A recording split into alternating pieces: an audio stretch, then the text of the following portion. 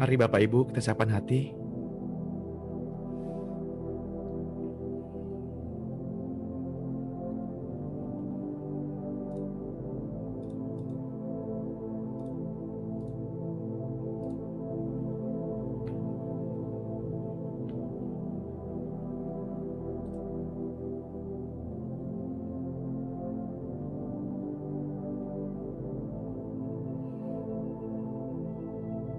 Selamat pagi Bapak Surgawi.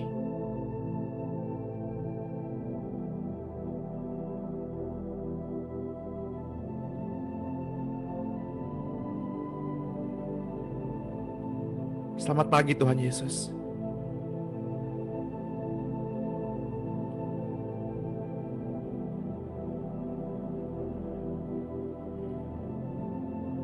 Selamat pagi Roh Kudus.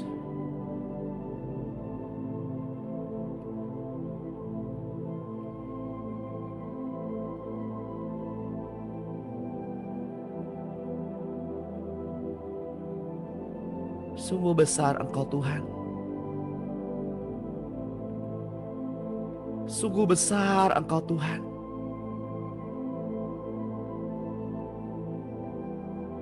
Sungguh ajaib. Karyamu sungguh ajaib untuk kami mengerti.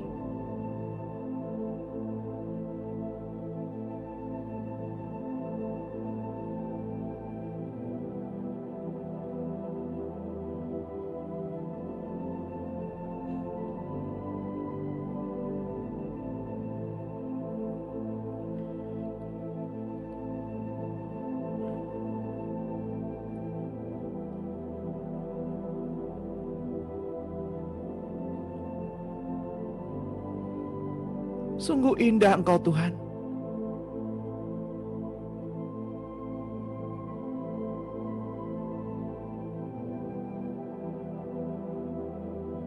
Sungguh indah kasih-Mu.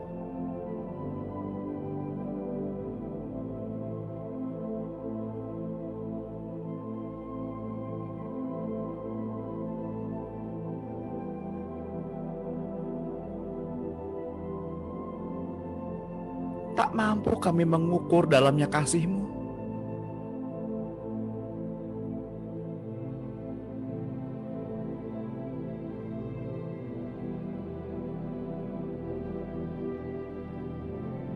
Hingga pagi hari ini,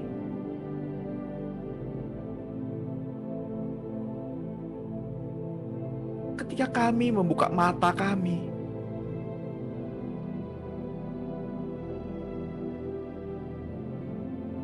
ketika kami dapat menggerakkan jari-jari kami, kedua tangan kami, kedua kaki kami,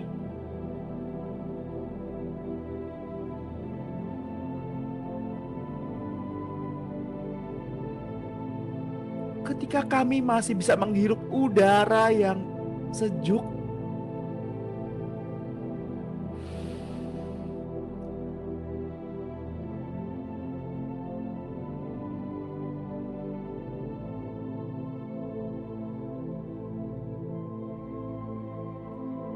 sungguh besar kasih-Mu.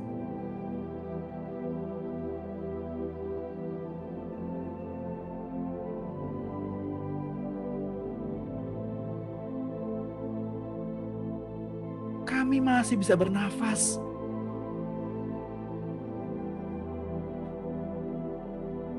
Mulut kami masih bisa untuk memuji. Hati kami bersorak-sorai.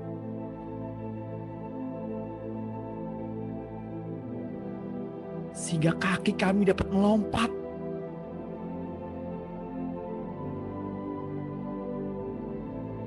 Karena besarnya kasih-Mu Tuhan.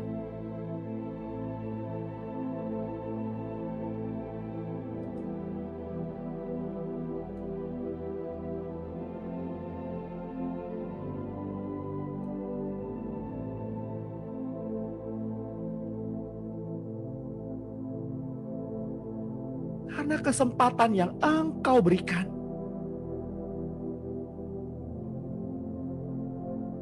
Sungguh indah.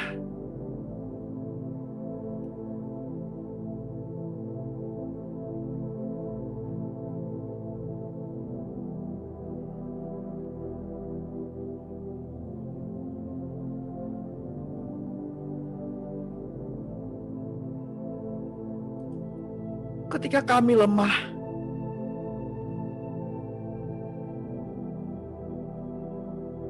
Engkau kuat.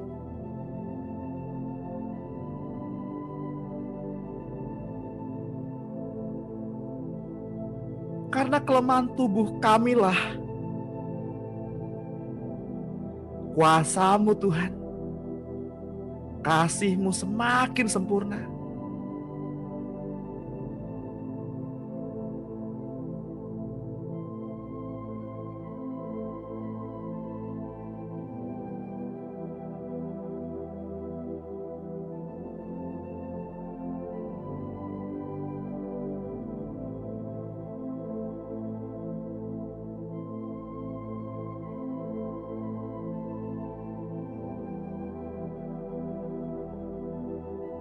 Kasih-Mu sempurna.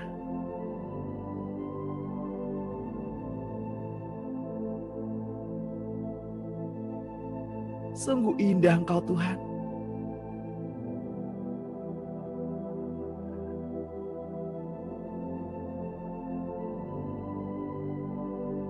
Bapa,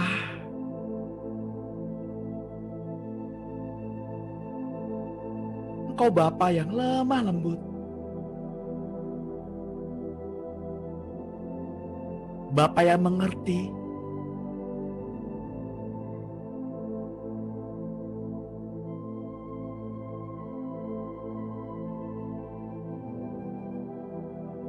Bapa yang memberi apa yang kami butuhkan.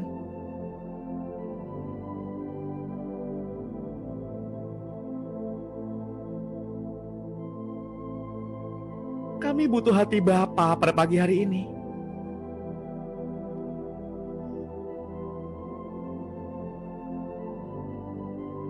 Kami butuh Bapa. Karena kasih-Mu yang menguatkan kami.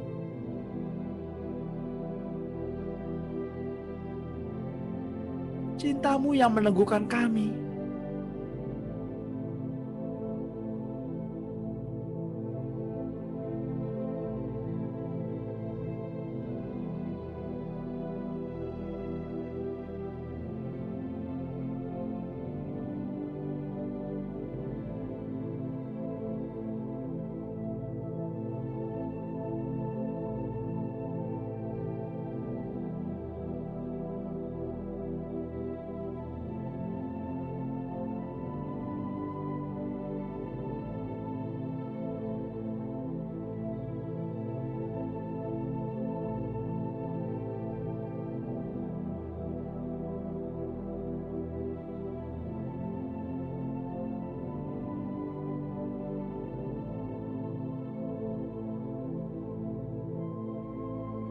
Bapak Ibu yang terkasih dalam Tuhan,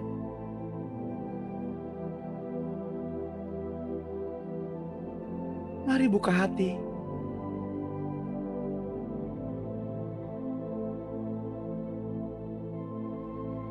Dan rasakan kasih yang mengalir.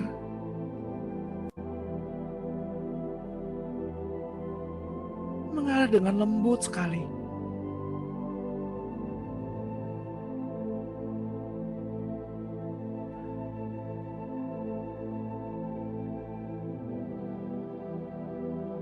Kesejukan.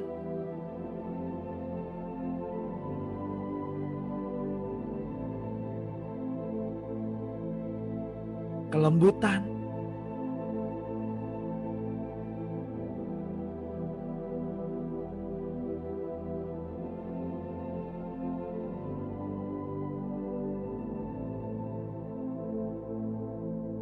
Tanggalkan semua beban-beban pikiranmu.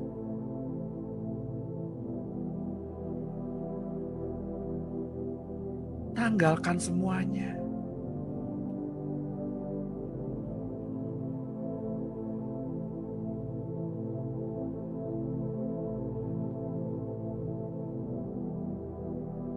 Lihat dan rasakan.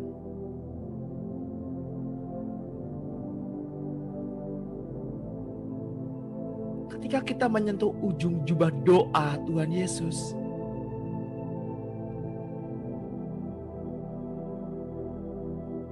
lihat dan rasakan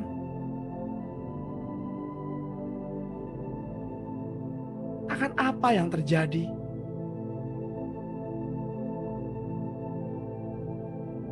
Lihat dan rasakan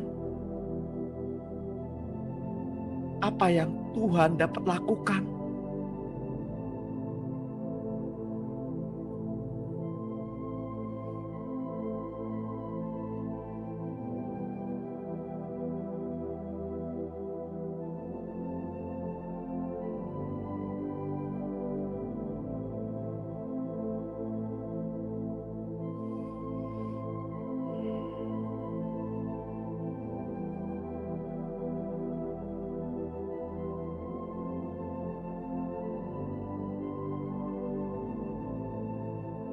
Bapak Ibu yang terkasih,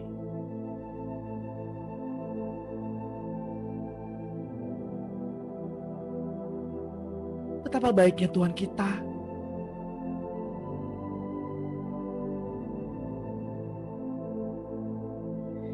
Ia yang turun dari surga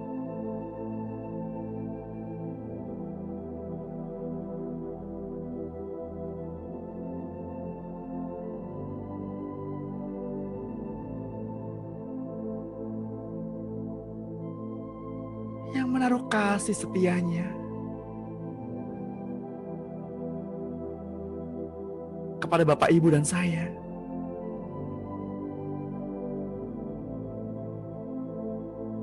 Ketika sahabat-sahabat kita, bahkan saudara-saudara kita meninggalkan kita,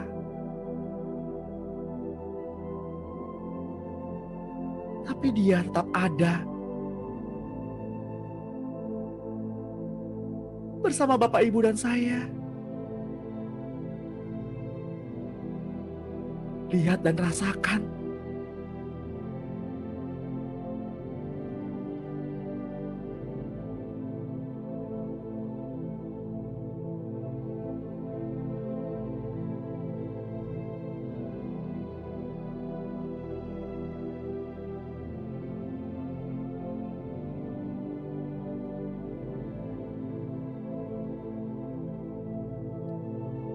Izinkan saya pada pagi hari ini mengajak Bapak Ibu semua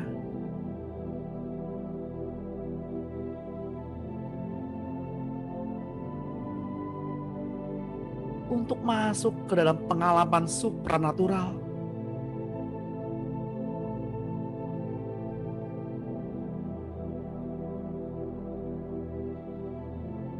Tanggalkan semua bebanmu.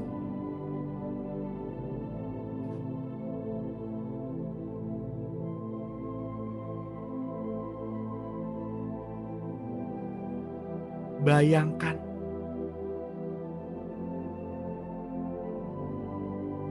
kini Bapak Ibu ada pada sebuah taman yang luas sekali.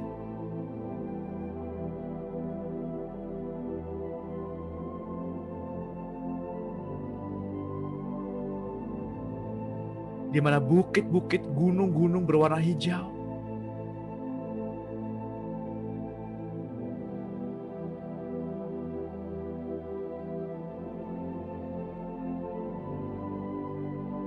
Hamparan ladang yang luas sekali.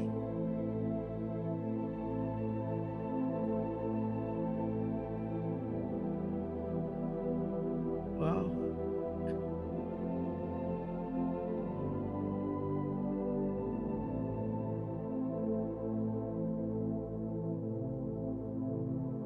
Di sana ada beberapa pohon besar dan satu yang terbesar, di mana anak-anak bermain.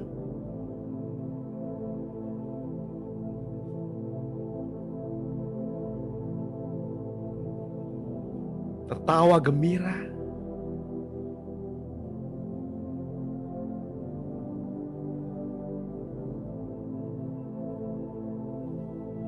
Saya berdoa untuk Bapak Ibu.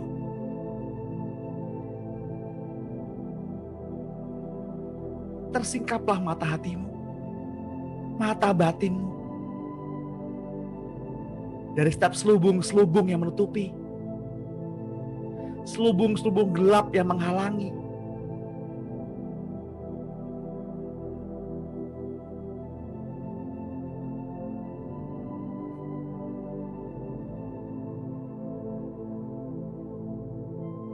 Saya melihat beberapa orang di antara Bapak Ibu yang berjumpa dengan kerabatnya yang sudah lama kembali kepada Bapa.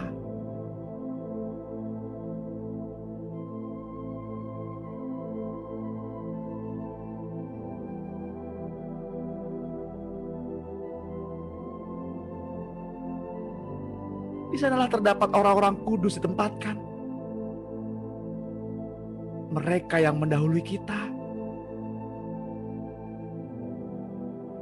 menunggu hari penghakiman tiba.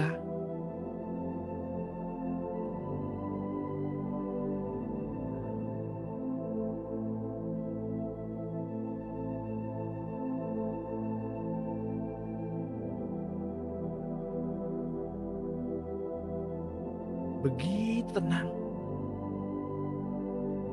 begitu damai.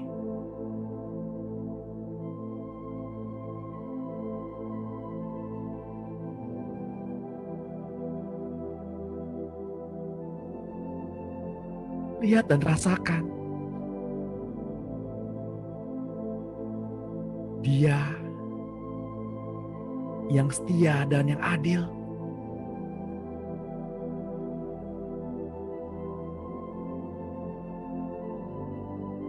Yang menghakimi dengan begitu adil-adilnya.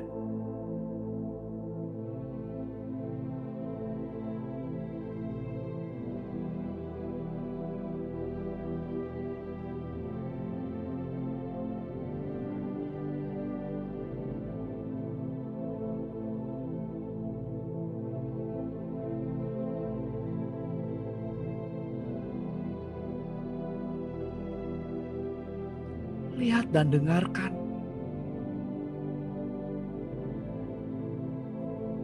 Gemericik suara air.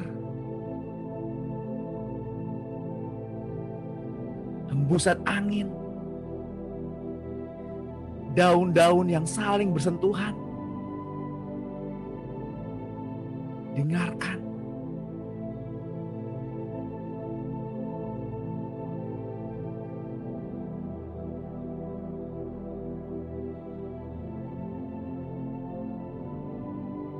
Begitu tenang, damai,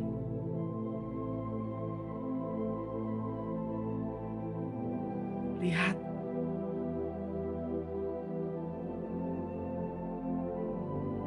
cahaya yang menembus daun-daun, menembus di sela-sela daun.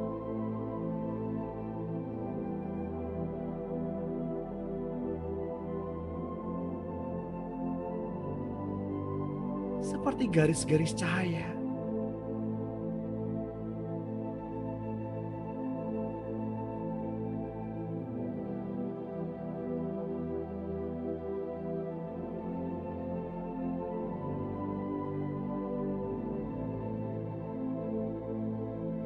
Tuhan, kami mau lebih dalam lagi. Kami mau melihat lebih dalam lagi.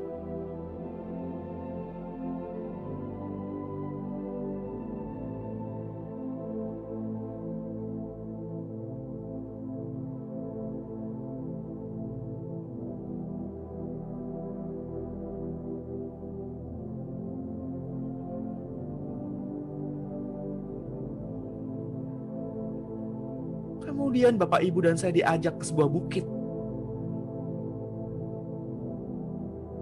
Di mana di semua orang di sana beramai kumpul.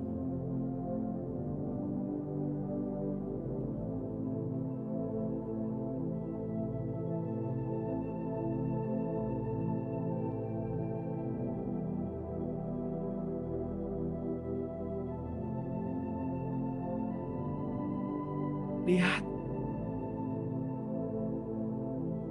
Peristiwa di mana Tuhan kita tergantung di kayu salib.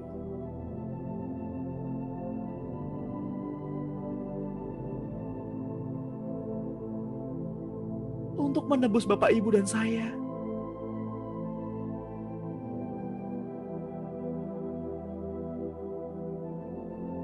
Begitu besarnya,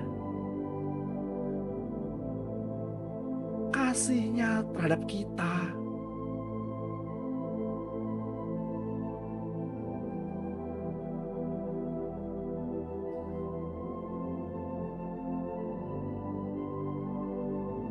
Dia yang tidak berdosa, dibuat berdosa karena kita. Dia yang suci, yang kudus,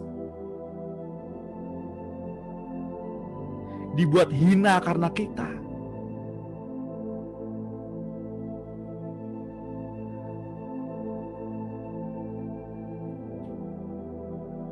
Tuhan hanya ingin satu, Bapak Ibu.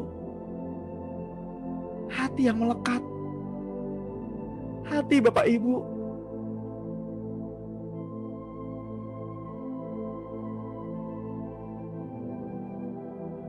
Cinta yang murni.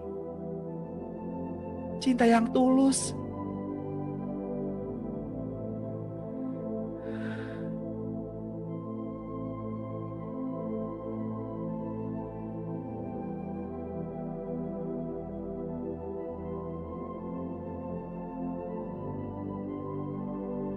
Mari berseru. Mari katakan apa yang Bapak Ibu rasakan. Tuhan menunggu. Tuhan menunggu setiap kalimat yang keluar dari mulut Bapak Ibu. Katakan. Katakan, ungkapkan hatimu.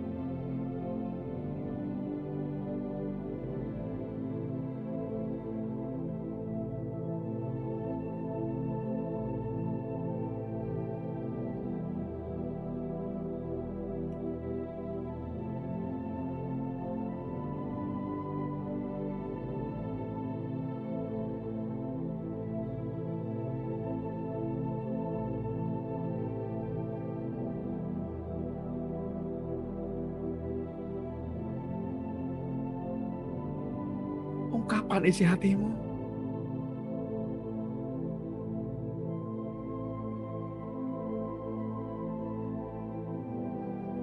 Sembah Dia.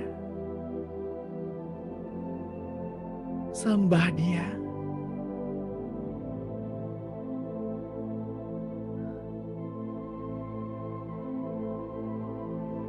Puji Dia. Naikkan syukurmu.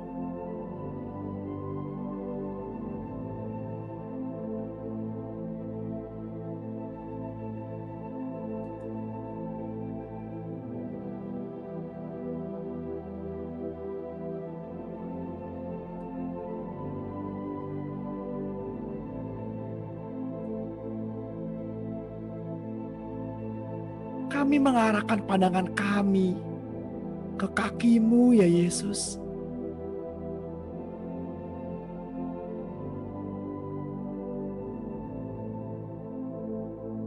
Kami menentukan hati kami pada musim cinta-Mu.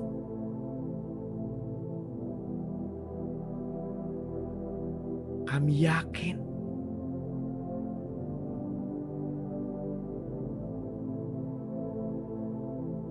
rasa cinta ini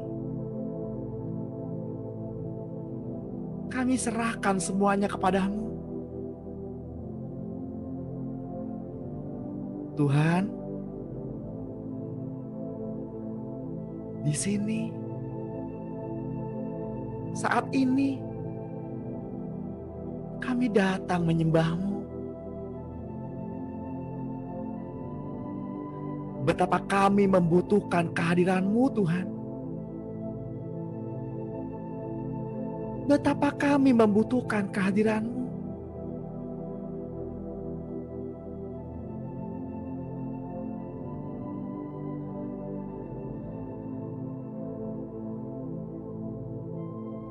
Bapak Ibu yang terkasih di dalam Tuhan, keinginan daging menahan seseorang tetap di level daging terus-menerus.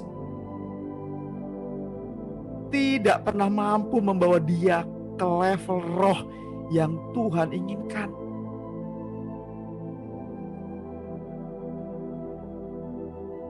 Kitab Markus 4 ayat 18 berkata, yang lain ialah yang ditaburkan di tanah semak berduri. Itulah yang mendengar firman itu, lalu kekhawatiran dunia ini dan tipu daya kekayaan dan keinginan-keinginan akan hal-hal lain masuklah penghimpit firman itu hingga tidak berbuah.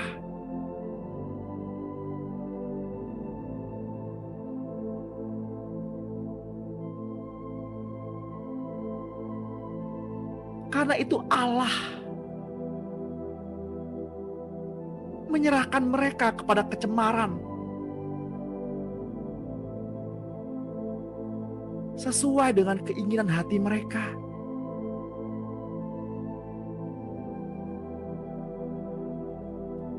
Sehingga mereka saling mencemarkan tubuh mereka.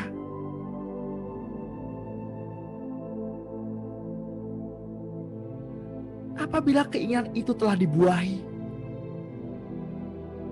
ia melahirkan dosa. Dan apabila dosa itu sudah matang, ia melahirkan maut.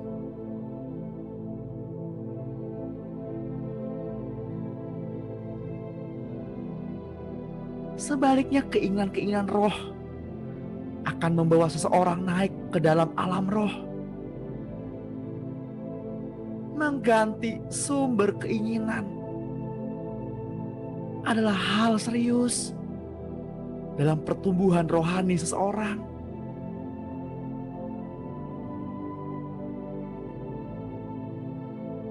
Kalau Bapak, Ibu, dan saya mau membuka pintu untuk keinginan Kristus,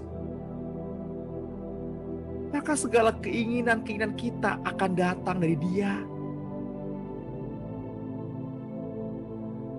Tuhan Allah dapat membangkitkan keinginannya di dalam diri Bapak, Ibu, dan saya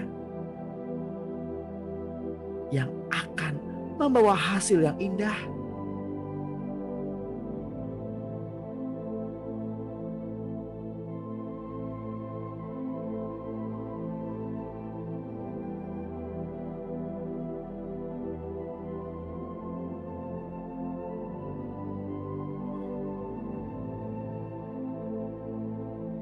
Satu Korintus 12 ayat 31. Jadi, berusahalah memperoleh karunia-karunia yang lebih penting.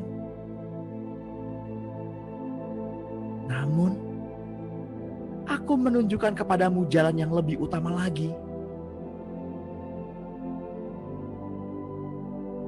Bapak, Ibu yang terkasih di dalam Tuhan, keinginan daging adalah maut. Tetapi keinginan roh adalah hidup dan damai sejahtera. Sebab keinginan daging adalah perseteruan terhadap Allah. Karena keinginan itu tidak takluk kepada hukum Allah. Hal ini memang tidak mungkin baginya.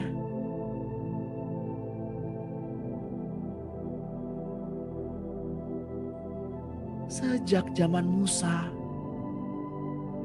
hukum Taurat melarang orang Israel memiliki keinginan di dalam hati untuk barang-barang milik sesama manusia yang lain.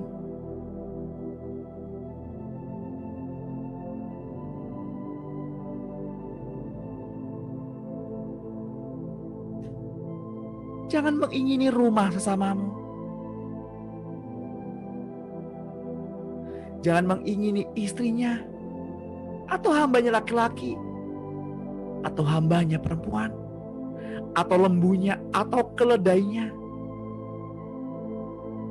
atau apapun yang dipunyai sesamamu.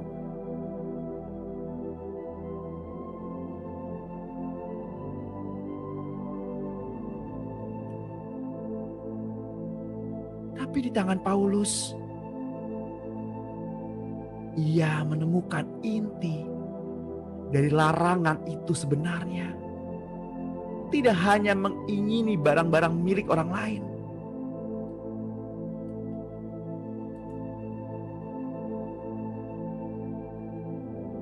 tetapi secara luas ia merumuskan bahwa segala bentuk keinginan itu sendiri sudah merupakan dosa sejak itu muncul di dalam hati.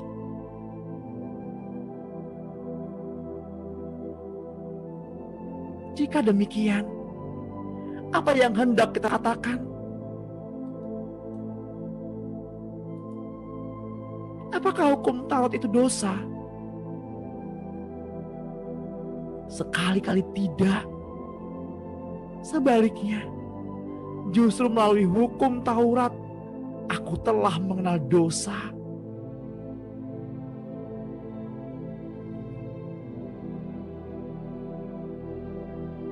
Karena aku juga tidak tahu apa itu keinginan. Kalau hukum Taurat tidak mengatakan jangan mengingini,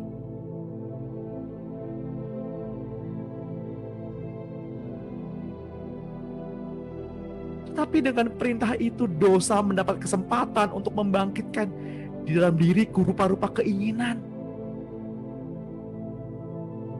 Sebab tanpa hukum Taurat, dosa mati. Dahulu tanpa hukum Taurat aku hidup. Akan tetapi sesudah datang perintah itu, dosa mulai hidup. Sebaliknya aku mati. Perintah yang seharusnya membawa kepada hidup, ternyata bagiku justru membawa kepada kematian.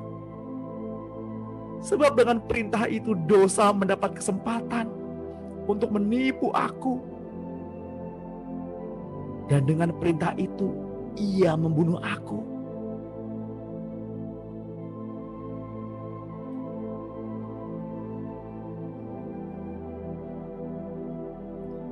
Bapak Ibu yang terkasih di dalam Tuhan, ada masanya dalam beberapa bentuk pelayanan, orang diajar untuk mengakui segala kelemahan mereka di hadapan Tuhan. Seringkali ini menjadi sebuah sikap pasif yang menerima kenyataan bahwa dirinya memang lemah dan tinggal di level itu terus.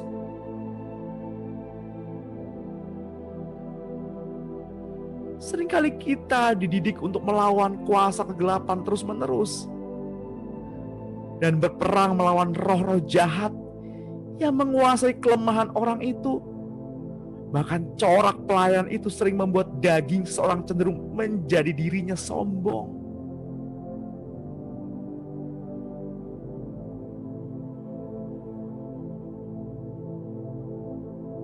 Bapak Ibu yang terkasih di dalam Tuhan, kesadaran bahwa dialah yang ada di dalam kita yang harus terus-menerus tumbuh, terus menghadapi berbagai masalah, hingga bertumbuh menjadi kloning Yesus yang penuh. Dengan pertolongan Roh Kudus, semua isi hati kita, baik yang lama maupun yang baru, dapat dibersihkan.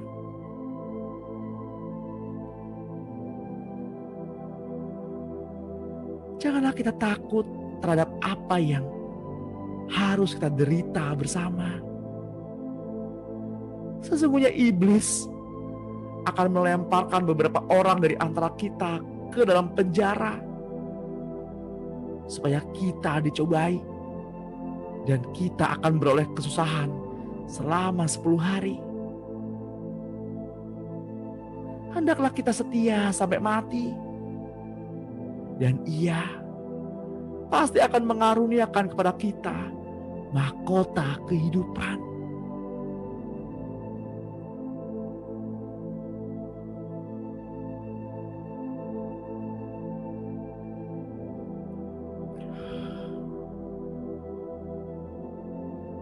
banyak hamba Tuhan terjerat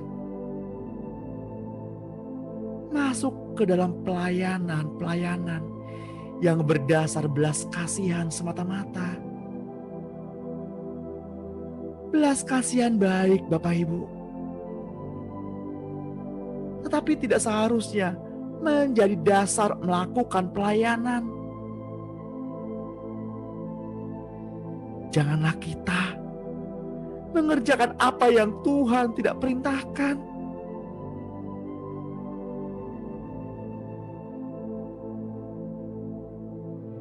Seringkali seorang pelayan Tuhan tanpa sadar berubah menjadi pelayan kebutuhan-kebutuhan manusia, orang-orang kedagingan terus-menerus.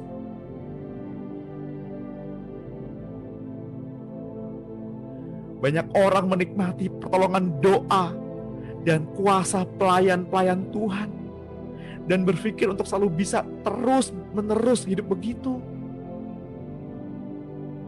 Seperti seorang yang meminta-minta digendong terus oleh iman hamba Tuhan tertentu tanpa merasa perlu untuk dirinya bertumbuh di dalam iman secara pribadi. Aku menasehatkan kepada pelayan-pelayan Tuhan pada pagi hari ini, berhati-hatilah akan jerat seperti ini. Sudah seharusnya setiap pelayan Tuhan mengantar orang kepada pertumbuhan rohani mereka secara pribadi kepada Tuhan Yesus Kristus. Karena setiap pergumulan hidup seseorang tidak lain adalah sarana Tuhan untuk menunjukkan pekerjaan-pekerjaan Allah di dalam hidup kita. Lukas 9 ayat 38. Seseorang dari orang banyak itu berseru, "Guru, aku mohon supaya engkau menengok anakku, sebab ia satu-satunya anakku.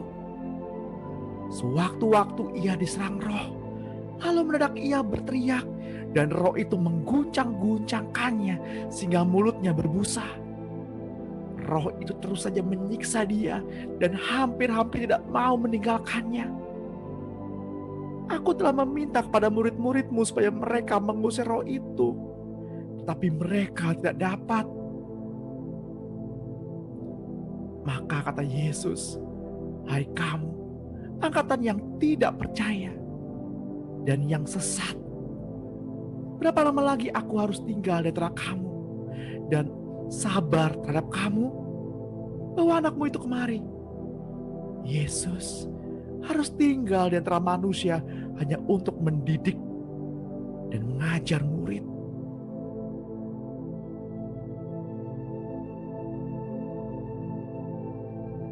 Waktunya pendek dan ia berharap murid-muridnya dengan cepat bertumbuh dalam kedewasaan Kristus untuk meneruskan pekerjaannya di bumi. Demikian juga kehadiran Bapak, Ibu, dan saya di dunia ini untuk sendirinya menjadi dewasa agar sesegera mungkin mendewasakan orang lainnya. Yohanes 12 ayat 8 berkata, "Karena orang miskin selalu ada bersama kamu, tetapi aku tidak akan selalu bersama kamu."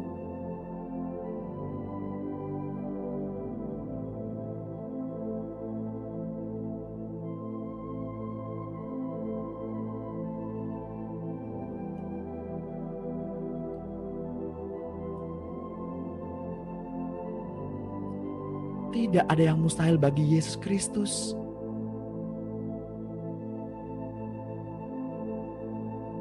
Walau terkadang perlu sedikit waktu untuk seseorang sampai kepada pengertian ini dan memakan makanan keras seperti ini.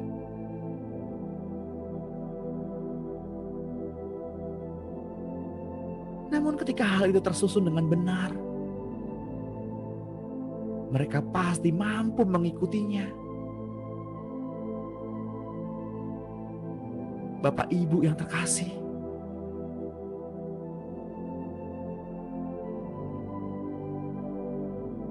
kita sudah terbiasa meminta pertolongan Roh Kudus.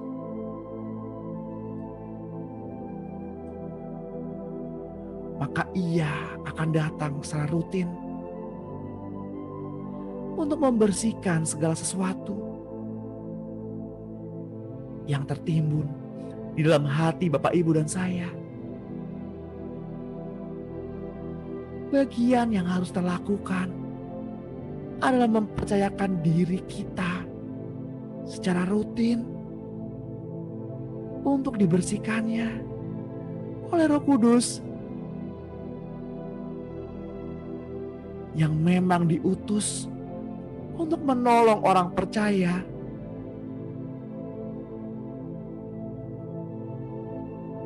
dengan dasar kepentingan surga.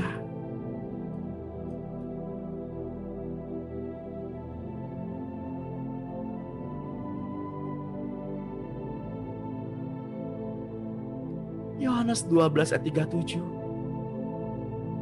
Dan meskipun Yesus mengadakan begitu banyak mukjizat di depan mata mereka, namun mereka tidak percaya kepadanya. Supaya genaplah firman yang disampaikan oleh Nabi Yesaya.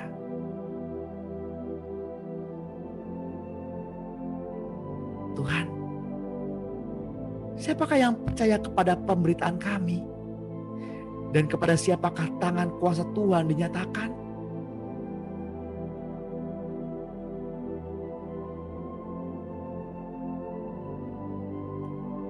Berdasarkan kasih karunia yang dianugerahkan kepadaku, aku berkata kepada setiap orang di antara kita pada pagi hari ini, janganlah kita memikirkan hal-hal yang lebih tinggi daripada yang patut kita pikirkan, tetapi hendaklah kita berpikir begitu rupa sehingga kita menguasai diri menurut ukuran iman yang dikaruniakan Allah kepada kita masing-masing. Karena Bapak, Ibu, dan saya tidak menerima roh duniawi, tetapi roh yang berasal dari Allah, supaya kita tahu apa yang dikaruniakan Allah kepada kita.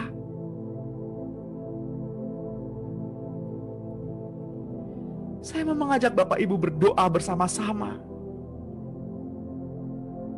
Katakanlah bersama-sama hingga telingamu mendengar apa yang engkau katakan, agar timbul iman di dalam hati Bapak, Ibu, dan saudara-saudara yang terkasih.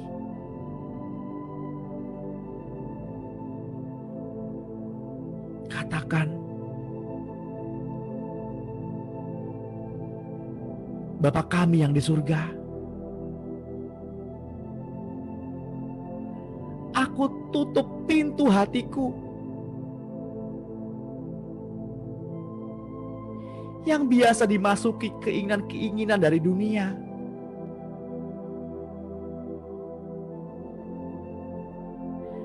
Kupasang salib Tuhan Yesus untuk menutup rapat-rapat terhadap keinginan dunia dan si iblis.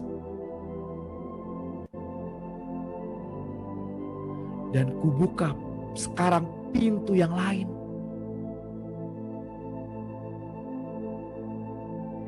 yang menerima kehendak hatimu setiap hari.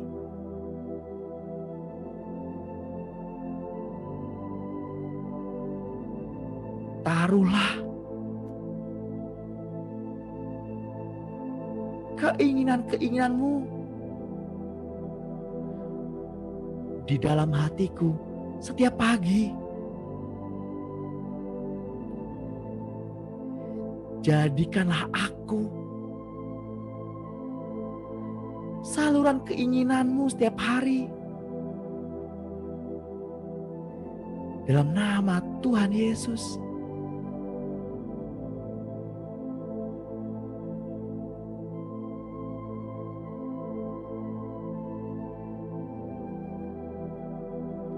roh pengharapan Tuhan, bahwa kami lebih dekat kepadamu. Roh kehidupan Tuhan mengalir ke dalam hati kami pada saat ini. Betapa kami membutuhkan kehadiran-Mu, Tuhan. Betapa kami membutuhkan kehadiran-Mu.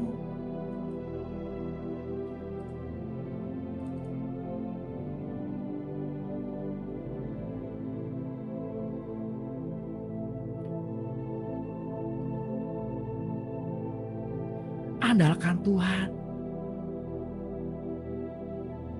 Jangan andalkan orang lain. Jangan andalkan manusia. Jangan andalkan dirimu sendiri. Agar kutuk tidak menimpa kita.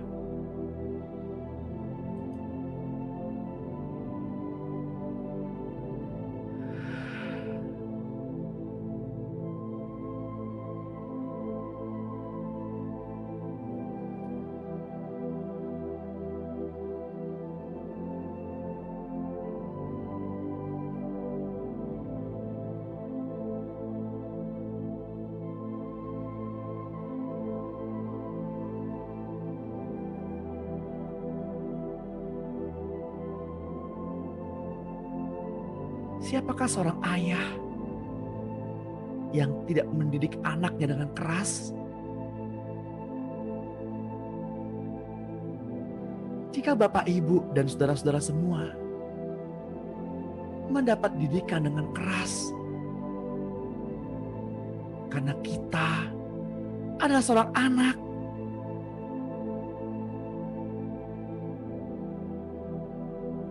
bukan anak-anak gampang.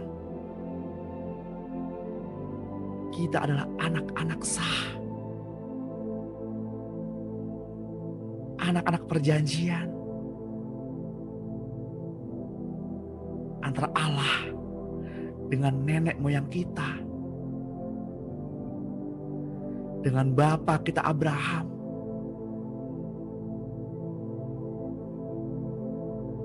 Bapak Ibu yang terkasih, berdirilah tegak layaknya seorang laki-laki.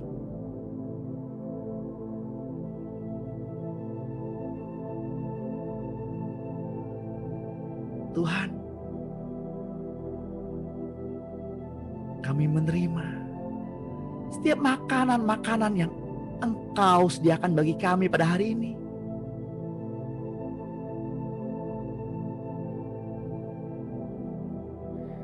Biar setiap firman itu tertanam dalam hidup kami, dalam hati kami, sehingga kami boleh memperoleh kedewasaan secara penuh di dalam Tuhan.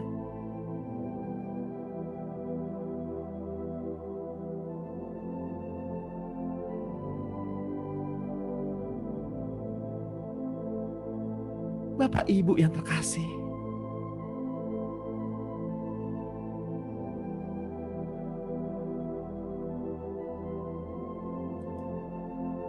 kenakan kasut kerelaan,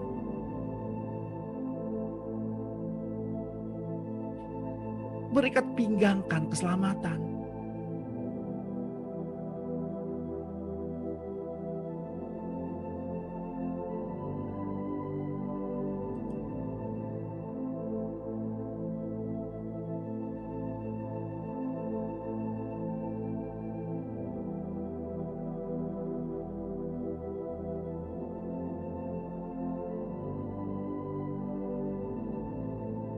Terima kasih Tuhan untuk didikan-Mu pada pagi hari ini. Biarlah itu menjadi rema dalam hidup kami sepanjang hari ini.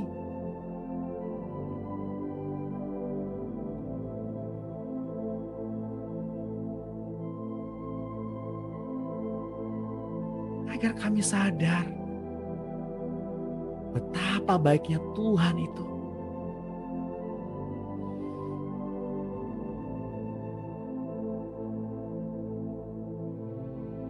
Bapak Ibu yang terkasih dalam Tuhan,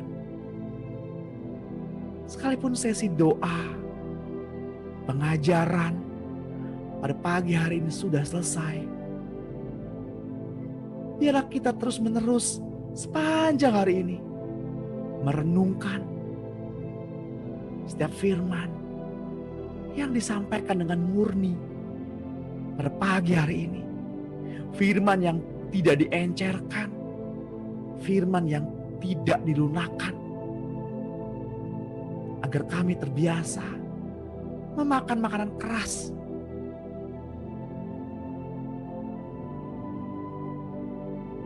karena kami ingin menjadi dewasa di dalam Engkau, semakin bertumbuh. Saya berdoa untuk Bapak Ibu yang pada hari ini keluar rumah, kiranya penyertaan malaikat surga sempurna. Kiranya kita semua terhindar dari virus-virus corona, dari transfer spirit roh-roh orang mati. Bila kita terus berdiri di depan Tuhan tanpa celah, tanpa cacat. Bapak Ibu yang terkasih, berpeganglah pada tangannya, pada pengharapan dan kasih-Nya sepanjang hari ini.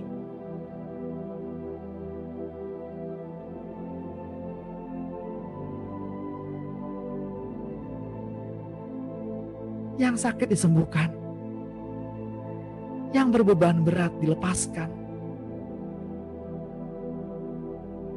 Datanglah kepada Tuhan, maka Ia akan memberikan kelegaan kepadamu. Bahkan yang sakit pada tangan kanannya pada hari ini disembuhkan. Di dalam nama Tuhan Yesus.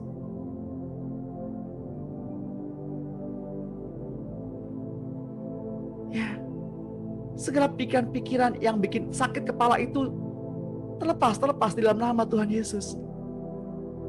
Beban-beban pikiran yang bikin kepala sakit, ayo lepas di dalam nama Tuhan Yesus. Kepalanya menjadi enteng. Haleluya.